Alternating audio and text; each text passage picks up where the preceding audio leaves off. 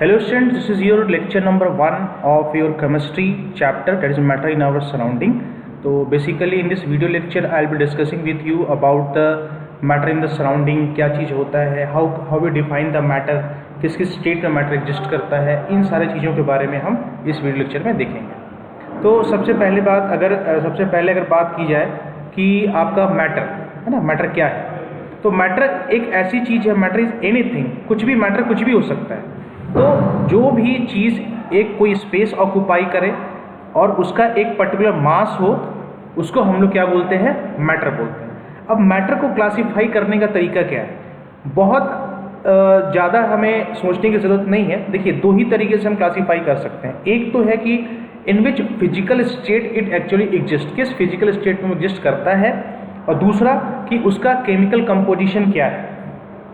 ठीक है, तो if you talk about the existence in terms of your physical state, मतलब फिजिकल की स्टेट में एग्जिस्ट करता है, तो इसको हम लोग क्लासीफाई करते हैं एज ए सॉलिड, लिक्विड और गैस। मतलब बेसिकली तीन ही फॉर्म में आपको कोई भी मैटर दिखेगा, या तो सॉलिड होगा, ठोस होगा, या तो लिक्विड तरल होगा, गैसेज या गैस फॉर्म में होगा। अगर हम केमिकली बात करें, अगर केमिकल प्रॉपर्टीज़ की बात करें, तो केमिकल प्रॉपर्टीज़ के डिपेंड करके आपका मैटर जो है वो बेसिकली दो ही तरह का होता है। या तो आपका प्योर सब्सटेंस है जिसमें हम एलिमेंट और कंपाउंड लिखते हैं, या फिर मिक्सचर। ठीक है, तो प्योर सब्सटेंस है या फिर मिक्सचर हो। अब प्योर सब्सटेंस को भी हम फर्दर क्लासीफाई कर सकते हैं, आपका या तो एलिमेंट होगा या आपका कंपाउंड होगा। एलिमेंट मतलब जो सिंगल फॉर्म में आपका एग्जिस्ट करता है, और कंपाउंड मतलब जिसमें एक से ज़्यादा एलिमेंट होते हैं लेकिन रेशियो फिक्स होता है उनका। जैसे एग्जांपल के लिए अगर मैं आपसे बात करूं, तो जैसे CO2 हो गया आपका, तो CO2 एक कंपाउंड है, H2O एक कंपाउंड है। ठीक है, अब मिक्सचर की बात हम करें तो मिक्सचर जो है उसमें भी अब जैसे लिखा है होमोजीनियस मिक्सचर और हेट्रोजीनियस मिक्सचर। होमोजीनियस मिक्सचर का मतलब होता है एक ही तरह के चीज़ों का मिश्रण, उसको होमोजीनियस बोलते हैं। और हेट्रोजीनियस में मतलब अलग अलग, जैसे आप सैंड को पानी में डालो, वो हेट्रोजीनियस हो गया। एक चीज़ और हमें ध्यान देने वाली बात है कि जो हमारा कंपाउंड होता है, कंपाउंड में हमारे जो कांस्टेंट पार्टिकल्स होते हैं या कांस्टेंट एलिमेंट कह लीजिए, इनके बीच में केमिकल बॉन्डिंग होती है। लेकिन जो मिक्सचर्स होते हैं उनमें केमिकल बॉन्डिंग नहीं होता। ठीक है, तो ये हमें जानने की ज़रूरत है। आगे अब है physical nature of the matter क्या है। तो मैटर जो है वो एक पार्टिकल से बना हुआ होता है, और पार्टिकल बहुत ही छोटा होता है। ठीक है, और particle of the matter have space between them, मतलब अब एक ये पार्टिकल है और एक ये पार्टिकल है, इनके बीच में स्पेस होता है जो हम देख नहीं सकते क्योंकि माइक्रोस्कोपिक लेवल पे होता है।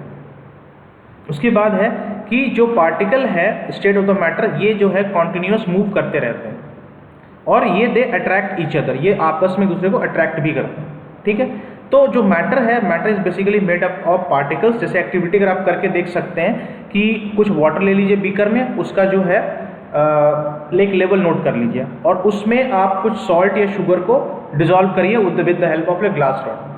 तो जब आपका सॉल्ट डिजोल्व करेगा, है ना, जब आपका सॉल्ट डिजोल्व करेगा कि तो उसमें डिजोल्व होने के बाद वाटर का लेवल जो है वो बढ़ता नहीं है। ठीक है, वाटर का लेवल जो है बढ़ता नहीं, लेकिन क्यों नहीं बढ़ता है, रीज़न क्या है? रीज़न ये है कि जो वाटर मॉलिक्यूल है, जैसे मान लीजिए अगर एक H2O मॉलिक्यूल हम यहाँ ले लें और एक H2O मॉलिक्यूल हम यहाँ पे ले लें, है ना, तो इन दोनों के बीच में कुछ स्पेस होता है। और जब आप इसमें कुछ डिजोल्व करते हो, है ना, when ever you dissolve something like that, कि अगर आप सॉल्ट को डिजोल्व करो या फिर शुगर को, तो ये शुगर और जो सॉल्ट का जो है वो यहाँ पे आकर के जगह अपना स्पेस जो है वो बना लेता है। ठीक है, तो इस वजह से क्या होता है कि इसका लेवल जो है वो इंक्रीज नहीं करता है। That's why we can say that कि they are made up of particle and they have the space between them. ठीक है, उसके बाद है आपका they are the particles of the matter are very tiny. अब इसको कैसे समझ सकते हैं कि आप कुछ क्रिस्टल्स ऑफ पोटेशियम पर मैग्नेट ले लीजिए, उसको आप 100 ml ऑफ वाटर जो है आपका बीकर में डिजोल्व करिए। अब आप उसके कुछ 10 ml ऑफ सोल्यूशन को आप 100 ml ऑफ वाटर में ये करिए। ठीक है, उसको डिजोल्व करिए। अब जो 10 ml का जो सोल्यूशन है ना, the take 10 ml of this solution and dissolve in 100 ml of water.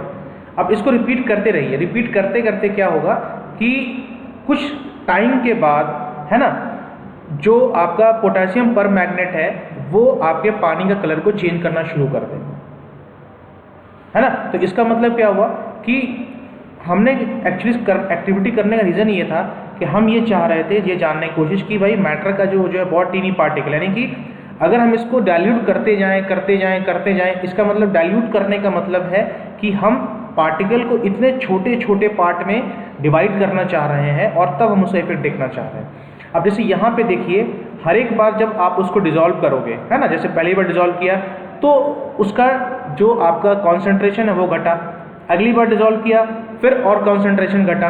इस तरीके से now we are trying to decrease the concentration of potassium permanganate in the water, लेकिन स्टिल हम देखते हैं कि it is being able to change the colour of the water. This indicates that कि जो पार्टिकल्स ऑफ मैटर है they are very very tiny. Next है आपका the particle of the matter have space between them. ये तो मैंने पहले बताया कि इसमें क्या होता है कि अगर मान लीजिए कि अगर आपका ये H2O मॉलिक्यूल है और ये आपका H2O मॉलिक्यूल है ना, ये आपका H2O है और अगर आपका ये H2O है, तो इन दोनों के बीच में अगर कोई स्पेस है तो इस स्पेस ये स्पेस जो है, अगर आप कोई भी चीज़ डिजॉल्व करते हैं, जैसे अगर आप if you take the sugar, है ना, और if you take the salt, तो ना शुगर या सॉल्ट जो भी ले लीजिए, तो क्या होता है कि वो आकर के यहाँ पे अपना जो जगह है वो बनाता है। तो इस वजह से क्या होता है कि हम ये कह सकते हैं कि ये मॉलिक्यूल्स के बीच में आपका स्पेस होता है।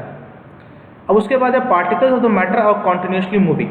अब इसमें करने के लिए बहुत ही अच्छा है कि अब इसमें क्या करिए कि कुछ पानी ले लीजिए और उसमें ब्लू या रेड कलर का इंक थोड़ा डाल के देखिए। ये आपने करके कभी आपने घर में भी किया होगा या नहीं तो करके देखिए। होली के दिन क्या करते हैं, होली के दिन ध्यान दीजिएगा कि जैसे मान लीजिए आपके पास एक ग्लास ऑफ वाटर है ना, और इसमें आप क्या करिए कि इसमें हल्का सा एक रंग छिटक दीजिए। देखिए वो किस तरीके से वो मूव करता है। इसी मूवमेंट को हम लोग क्या बोलते हैं कि जो पार्टिकल ऑफ द मैटर है इट मूव्स कॉन्टिन्यूसली, ठीक है।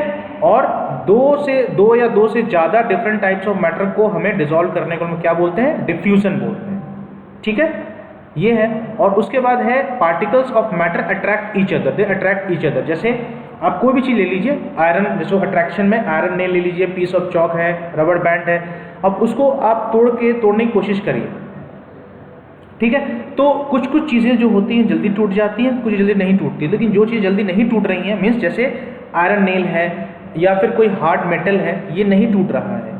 इसके पीछे वजह क्या है? वजह यही है कि जो पार्टिकल्स हैं उनके बीच में बहुत ही ज़्यादा स्ट्रॉन्ग बॉन्ड है, that's why you are not being able to break that, ठीक है।